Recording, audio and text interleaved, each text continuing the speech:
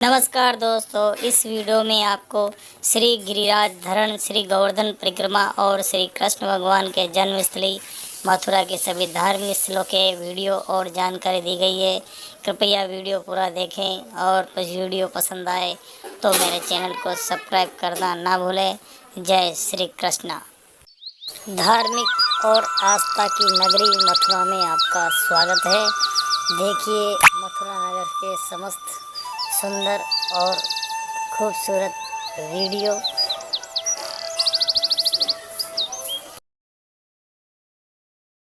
मथुरा नगरी में आपका स्वागत है।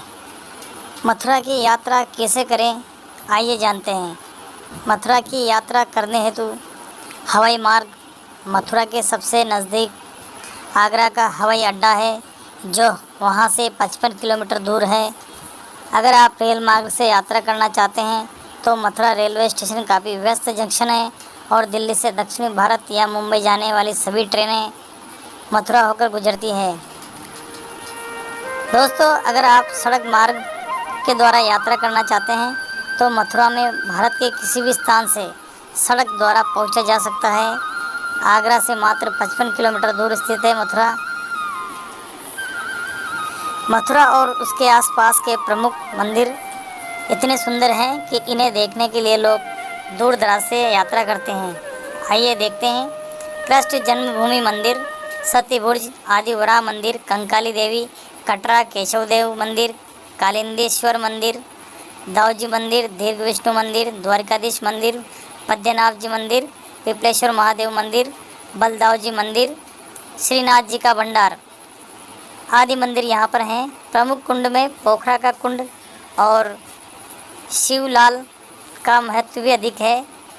प्रमुख घाटों में ब्रह्मांड घाट, विश्राम घाट और यमुना के घाट की सुंदरता देखते ही बनती है।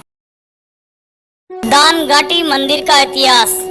ब्रज भूमि में दान मांगने पर मजबूर हुए थे भगवान। दान घाटी मंदिर आज भी दान लीला को सहेजे हैं। दान घाटी गिरिराज पर रोजाना लाखों क्विंटल दूध चढ़ता है। मंदिर की ऊंची इमारतें और प्रांगण रंग बिरंगी रोशनी से झिलमिलाता रहता है। मथुरा अलवर मार्ग पर गोवर्धन में स्थापित यह मंदिर भक्तों के लिए मन्नतों का दरबार माना जाता है। धार्मिक इतिहास खंगाले तो ब्रज गोपियां इसी रास्ते से मथुरा से राजा कंस को माखन का कर चुकाने के लिए जाती थी।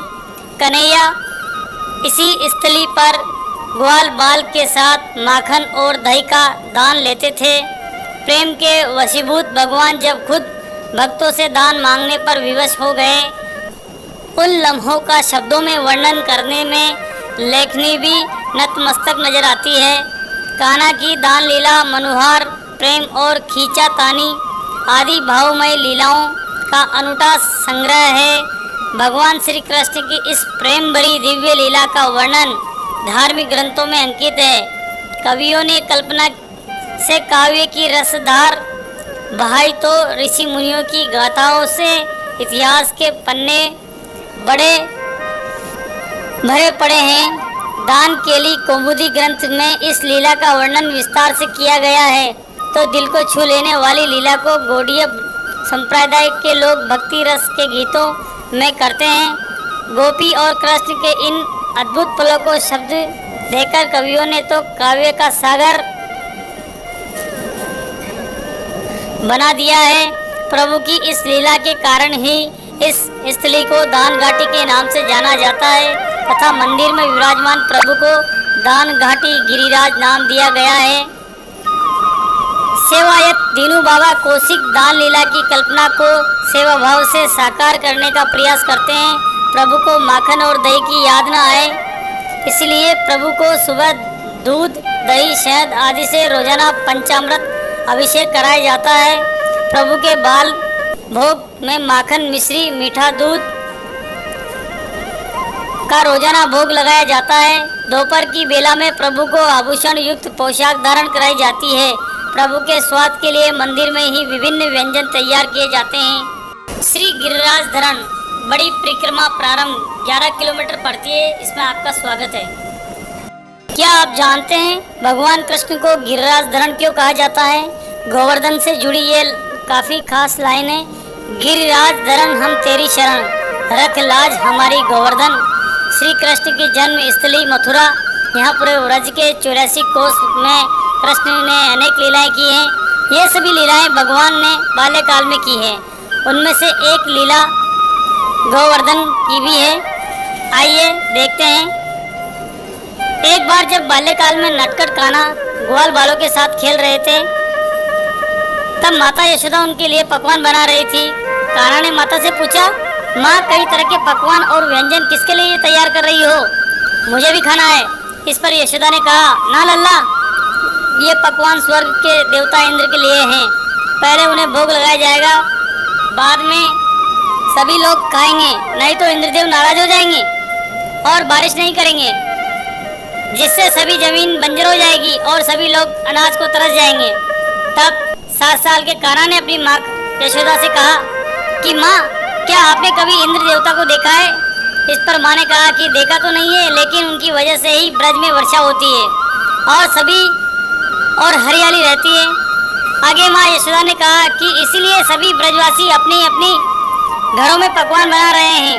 कान्हा ने इस बात पर कहा, माँ, इस बार आप मेरे भगवान की पूजा करो, जो आपको दिखाई भी देगा और आपसे मांग कर खाएगा भी। कन्हैया ने अपनी यह बात नंद बाबा और सभी ब्रजवासियों के सामने रखी, जिस पर सभी ने कहा कि कई वर्षों से हम इंद्र की पूजा करते आ रहे हैं। इस बार कृष्ण के देवता की ही पूजा करेंगे, जिससे वह खुश हो जाएंगे और अधिक वर्षा करेंगे। कृष्ण सभी ब्रजवासियों को लेकर गिरिराज पर्वत के सामने खड़े हो गए। ब्रजवासियों ने कहा कि कान्हा, कहाँ है तुम्हारे देवता? कान्हा ने आवाज लगाई, गोवर्धन नाथ, सभी ब्रजवासी आपको भोग लगाने कब लिए पकवान और व्यंजन लाए हैं। अभी गिरिराज पर्वत में से श्री गोवर्धन नाथ जी के रूप में देवता ने सभी को दर्शन दिए और सभी ब्रजवासियों ने मांग कर खाया। कृष्ण एक रूप में खिला रहे थे और एक रूप में खा रहे थे। अपने हाथों से गोवर्धन महाराज को भोग लगाकर सभी ब्रजवासी खुश हो गए। लेकिन जब यह बात इंद्र को पता लगी तो वह नाराज हो गए। इंद्र ने कहा कि एक 7 साल के बालक के कहने पर ब्रजवासियों ने मेरी पूजा न करके एक पर्वत को पूज दिया, मैं पूरे ब्रज को पानी कर दूंगा। क्रोधित इंद्र ने ब्रज में मूसलाधार बारिश शुरू कर दी, जिससे डरे सहमे ब्रजवासी कान्हा के पास गए और कान्हा से कहा कि अब तुम ही हमारी रक्षा करो, हमने तुम्हारे कहने पर इंद्र की पूजा नहीं की, अब तुम ही हमारी रक्षा करो कान्हा। कृष्ण ने कहा कि चलो फिर सभी गोवर्धन पर्वत ही चलते हैं। सभी ब्रजवासी गोवर्धन पर्वत पहुंचे, जहां मूसलाधार बारिश से डरे ब्रजवासियों को देख कन्हैया ने गोवर्धन पर्वत को अपनी तर्जनी उंगली पर उठा लिया और सभी ब्रजवासियों को पर्वत के नीचे बुला लिया। वैसे तो 12 महीने श्री गिरिराज जी महाराज की परिक्रमा लगाने देश विदेश के श्रद्धालु आते हैं, लेकिन हर मास शुक्ल पक्ष की एकादशी से पूर्णिमा तक परिक्रमार्थियों की संख्या लाखों में पहुंच जाती है। गुरु पूर्णिमा पर तो यहाँ आने वाले श्रद्धालुओं का आंकड़ा 1 करोड़ के करीब पहुंच जाता है। इन महत्वपूर्ण तिथियों पर 21 किलोमीटर लंबे परिक्रमा मार्ग में परिक्रमार्थियों की मानव श्रृंखला नजर आती है।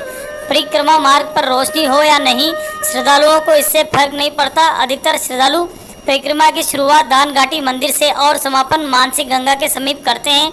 ऐसे में सप्त कोशीय परिक्रमा मार्ग हमेशा गुलजार रहता है। रास्ते में गोवर्धन, जतिपुरा, पोचरी का लोटा, राधा कुंड, गोविंद कुंड समेत पूरे परिक्रमा मार्ग में स्थान स्थान पर बने मंदिरों में लाउड स्पीकरों से भजन गूंजते रहते हैं। राजस्थान के भरतपुर का कुछ भाग भगवान श्री कृष्ण की क्रीड़ा स्थली रहा है, इस कारण इस भाग को ब्रज में शामिल किया गया है। उत्तर प्रदेश में स्थित 21 किलोमीटर गोवर्धन पर्वत परिक्रमा मार्ग के दौरान राजस्थान में पड़ने वाले पोचरी का लोटा स्थल का विशेष महत्व है। यह श्री कृष्ण के सखा थे जो गोवर्धन परिक्रमा करने आए श्रद्धालुओं की हाजिरी लेते हैं। साथ ही इनके दर्शन करने से परिक्रमा पूरी मानी जाती है। गोवर्धन पूजा के दिन आइए जानते हैं पोचरी का लोटा के महत्व को। पोचरी का लोटा मंदिर के पुजारी स्वामी दास ने बताया कि पोचरी का लोटा सतयुग में शंकर, त्रेता युग में हनुमान और द्वापर में इनका नाम मधुल मंगल था। जो कि भगवान श्री कृष्ण के बचपन सखा थे। जब श्री कृष्ण लीला समाप्त कर बैकुंठ जाने लगे तो उन्होंने अपनी सखा पूंछरी का लोटा को गोवर्धन पर्वत की तलहटी में विराजमान किया। साथ ही कहा कि जो भक्त गिरिराज जी की परिक्रमा करे उनकी हाजिरी लेना होगी। उसी समय सखा पूंछरी का लोटा ने कृष्ण भगवान से कहा कि हाजिरी तो मैं ले लूंगा, लेकिन आपको दर्शन देने आना होगा। इसके लिए श्री कृष्ण राजी हो गए। जब गोपियों को इस घटना के बारे में पता चला तो उन्होंने भगवान श्री कृष्ण को पूरे ब्रज मंडल में ढूंढा, लेकिन वह कहीं नहीं मिले। इसके बाद उन्होंने श्री कृष्ण के सखा पूंछरी के लोटा के बारे में जानकारी मिली तो उनसे पूछने के लिए आई। इस दौरान एक सखी दूसरी सखी से बोली तू पूंछरी, तो दूसरी तीसरी से बोली तू पूंछरी। इसके बाद वह यहाँ से लौट गई। इस पूछने के कारण इस स्थान का नाम पूंछरी का लोटा पड़ गया। मुखारबिंद मंदिर दर्शन। यह एक बहुत ही प्राचीन मंदिर है। इस मंदिर के दर्शन करने के लिए श्रद्धालु और यात्रीगण दूर दूर से मथुरा आते हैं तथा मंदिर के दर्शन करने का सौभाग्य प्राप्त करते हैं। इस मंदिर की खास बात यह है कि इस मंदिर के अंदर एक पत्थर की आधारशिला रखी हुई है। इस पत्थर की आधारशिला पर दूध से अभिषेक किया जाता है तथा पुण्य का फल प्राप्त किया जाता है। यहाँ श्रद्धालु 3 पत्थर की शिलाओं को दुग्ध अर्पण करते हैं, अपना मन वांछित फल प्राप्त करते हैं। यहाँ पर कपड़ों का बाजार भी है, जहाँ विभिन्न प्रकार के रंग बिरंगे और सुंदर कपड़े मिलते हैं। यहाँ भगवान श्री कृष्ण को अर्पण करने वाले कपड़े व छोटे बच्चों के कपड़े भी उपलब्ध हैं। यात्री यहाँ से नए नए कपड़े खरीदकर अपने बच्चों के लिए और भगवान के अर्पण करने के लिए ले जाते हैं। आप देख सकते हैं इस बाजार को। यहाँ पर दोनों तरफ कपड़ों की दुकानें लगी हुई हैं। यह एक बहुत ही सुंदर अद्भुत दृश्य है। राधा कुंड श्याम कुंड दर्शन। इसका नाम राधा कुंड है। ये मथुरा के अरिता गांव में स्थित है। कई लोगों का मानना है कि यहाँ स्नान गोवर्धन पर्वत के तलहटी में स्थित है। यह वही पर्वत है जिसे श्री कृष्ण ने देवराज इंद्र के प्रकोप से नगर वासियों को बचाने के लिए अपनी छोटी उंगली में उठाया था। राधा जी के कुंड के अलावा अरिता गांव में श्री कृष्ण भगवान का भी कुंड है। दोनों कुंड आसपास हैं। कहते हैं कि जो व्यक्ति राधा कुंड में स्नान करता है उसे श्री कृष्ण के कुंड में भी डुबकी लगानी चाहिए अथवा दर्शन करने चाहिए। इन दोनों कुंडों पर मांगी गई मुराद हमेशा पूरी होती है। वैसे तो आप किसी भी दिन इस कुंड में स्नान कर सकते हैं, लेकिन कार्तिक कृष्ण पक्ष की अष्टमी को यहाँ डुबकी लगाने का महत्व ज़्यादा होता है। मान्यता है कि कोई अष्टमी के दिन राधा कुंड में स्नान करने से महिलाओं की सूली कोख बढ़ जाती है। इस महिमा के चलते उस दिन यहाँ विशाल मेले का भी आयोजन होता है। मान्यता है कि जो भी निसंतान महिला यहाँ निर्जला व्रत रखकर पुष्य नक्षत्र की रात को 12 बजे इस कुंड में स्नान करती है, उन पर देवी राधा की कृपा होती है। कहते हैं राधा कुंड में डुबकी लगाते समय महिलाओं को अपने बाल खोलकर स्नान करना चाहिए, क्योंकि राधा जी के भी बाल काफ़ी लंबे थे और उसे सुंदरता का प्रतीक भी माना जाता है। इसलिए भी महिला स्नान के समय बाल खोलती हैं। पौराणिक कथाओं के अनुसार श्री कृष्ण पर गौ हत्या का पाप लगा था। इसका प्रायश्चित करने के लिए राधा जी ने अपने कंगन से एक कुंड खोदा था, जिसे राधा कुंड कहा जाता है। वही श्री कृष्ण ने भी अपनी बांसुरी के जरिए एक और कुंड बनाया, जिसे श्याम कुंड कहा जाता है। दोनों कुंड एक दूसरे के पास हैं। मान्यता के अनुसार श्री कृष्ण और राधा जी स्नान के बाद रासलीला की थी। उनके इस मोहक रूप को देख देवी देवता समेत नर नारी सभी मंत्रमुग्ध हो गए थे। श्री कृष्ण एवं राधा जी की सुंदरता सभी के मन को शांति देती है। कहा जाता है कि आज भी अष्टमी की रात्रि को भी कृष्ण एवं राधा जी रास रचाते हैं। हिंदू धर्म ग्रंथों के अनुसार श्री कृष्ण पर गोहत्या का आरोप लगा था। दरअसल वो गोवर्धन में गाय चराते समय बांसुरी बजाया करते थे एवं रास रचाते थे। तभी एक दिन अरिष्टासुर नाम का राक्षस गाय के बछड़े के रूप में आ गया और श्री कृष्ण पर हमला कर दिया। तभी श्री कृष्ण ने उस असुर का वध कर दिया, लेकिन असुर बछड़े के वेश में था, इसलिए श्री कृष्ण पर गोहत्या का पाप लगा। ब्रज क्षेत्र के गोवर्धन स्थित मानसी गंगा के बारे में कहा जाता है कि यह भगवान श्री कृष्ण के मन से उत्पन्न हुई है। श्री कृष्ण के मन में आविर्भूत होने के कारण ही इसका नाम मानसी गंगा पड़ा। मानसी गंगा गोवर्धन गांव के मध्य भाग मौजूद है। गोवर्धन परिक्रमा करते समय यह दाईं ओर पड़ती है और लौटने पर भी बाईं ओर इसके दर्शन होते हैं। गोवर्धन स्थित मानसी गंगा के सेवायत उमाशंकर केसुरिया बताते हैं कि एक बार श्री नंदयश भगवान कृष्ण और अन्य ब्रजवासियों के साथ गंगा स्नान कर विचार कर गंगा नदी की यात्रा कर रहे थे। चलते चलते जब वे सब गोवर्धन पहुँचे तो शाम हो गई। अतः रात्रि व्यतीत करने के लिए नंद महाराज ने वहाँ रात्रि विश्राम के लिए एक मनोरम स्थान का चयन किया। तब श्री कृष्ण के मन में विचार आया कि ब्रजधाम में ही सभी तीर्थों का वास है, परंतु ब्रजवासी इसकी महान महिमा से अनभिज्ञ है, इसलिए इसका समाधान निकालने के लिए कोई युक्ति लगानी होगी। श्री कृष्ण के मन में ऐसा विचार आते ही श्री गंगा मानसी रूप में गिरिराज की तलहटी में प्रकट हुई। प्रातःकाल जब समस्त ग्राम ब्रजवासियों ने गिरिराज तलहटी में श्री गंगा को देखा तो वे विस्मित हो गए।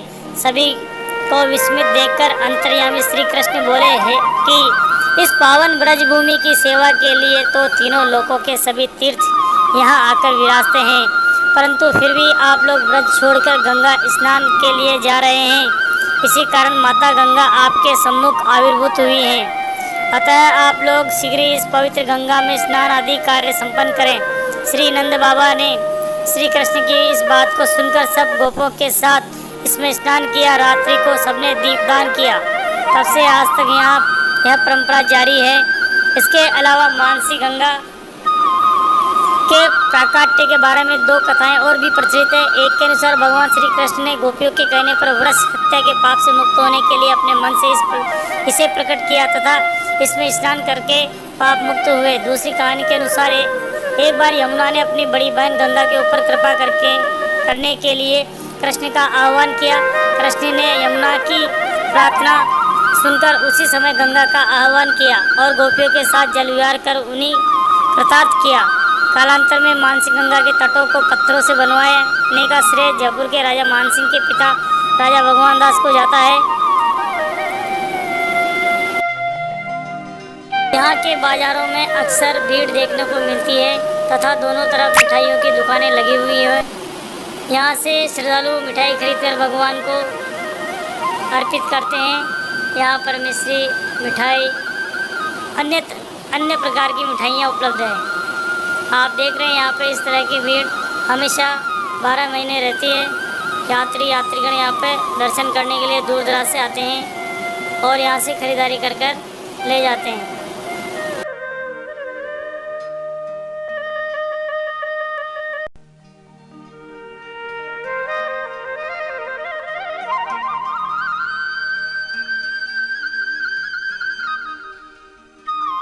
भगवान श्री कृष्ण जन्मभूमि। जहाँ भगवान कृष्ण का जन्म हुआ पहले वह कारागृह हुआ करता था। यहाँ पहला मंदिर 80-57 ईसा पूर्व बनाया गया था। इस संबंध में महाक्षत्रप सौदास के समय के एक शिलालेख से ज्ञात होता है कि किसी वसु नामक व्यक्ति ने यह मंदिर बनवाया था। इसके बहुत काल के बाद दूसरा मंदिर सन 800 में विक्रमादित्य के काल में बनवाया गया, जबकि बौद्ध और जैन धर्म उन्नति कर रहे थे। इस भव्य मंदिर को सन 1017-18 ईस्वी में महमूद गजनवी ने तोड़ दिया था। बाद में इसे महाराजा विजयपाल देव के शासन में सन 1150 ईस्वी में जज नामक किसी व्यक्ति ने बनवाया। यह मंदिर पहले की अपेक्षा और भी विशाल था, जिसे 16वीं शताब्दी के आरंभ में सिकंदर लोधी ने नष्ट करवा दिया। ओरछा के शासक राजा वीर सिंह जू देव बुंदेला ने पुनः इस खंडर पड़े स्थान पर एक भव्य और पहले की अपेक्षा विशाल मंदिर बनवाया। इसके संबंध में कहा जाता है कि यह इतना ऊंचा और विशाल था कि यह आगरा से दिखाई देता था, लेकिन इसे भी मुस्लिम शासकों ने सन 1669 ईस्वी में नष्ट कर दिया। इसकी भवन सामग्री से जन्मभूमि के आदेश पर एक भव्य ईदगाह बनाया, जो कि आज भी विद्यमान है। दोस्तों, मेरे द्वारा दी गई जानकारी आपको अगर अच्छी लगी हो तो प्लीज़ मेरे चैनल को सब्सक्राइब करना ना भूलें। वीडियो शेयर करें, क्योंकि ऐसे वीडियो में आपके लिए और भी लेकर आता रहूँगा। जय श्री राधे कृष्ण, जय श्री राधे, जय मथुराधीश।